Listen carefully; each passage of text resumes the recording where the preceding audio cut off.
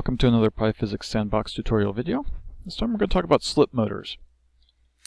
Slip motors are a cross between a rotary spring and a motor, if you can imagine that.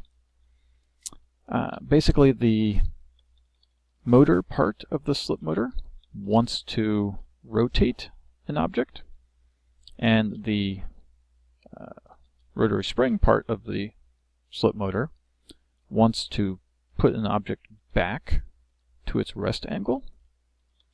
So think of a motor that goes until it reaches a certain angle and then turns off, and then the rotary spring brings it back, brings the object back to the rest angle, and then the motor turns on again.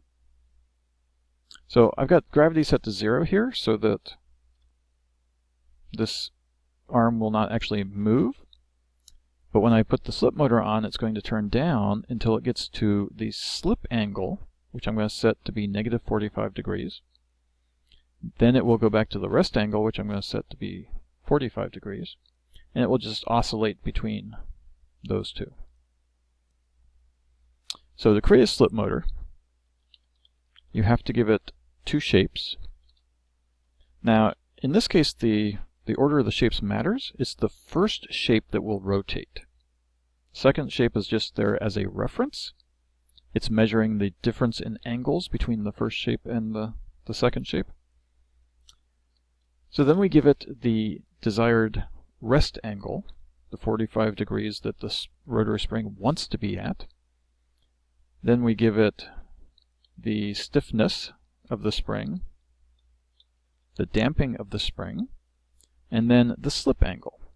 The slip angle is the angle at which the motor stops working, and then the speed of the motor itself. So now when we run this, the motor goes until it gets to the negative 45 degree, and then it gets pulled back up. You can play around with,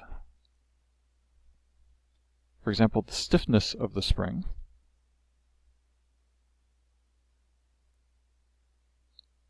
So that's not stiff enough to actually move it back up with that high of a damping value.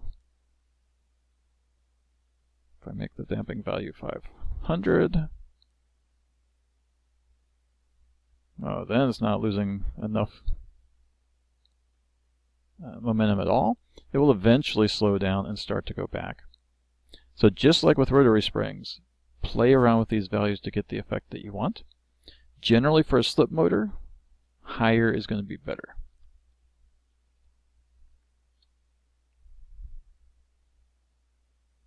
That way it actually stops when it's supposed to.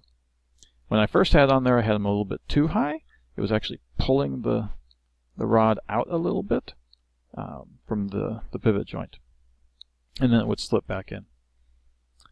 So hopefully you can imagine some interesting ways to use slip motors to create some fun physics simulations.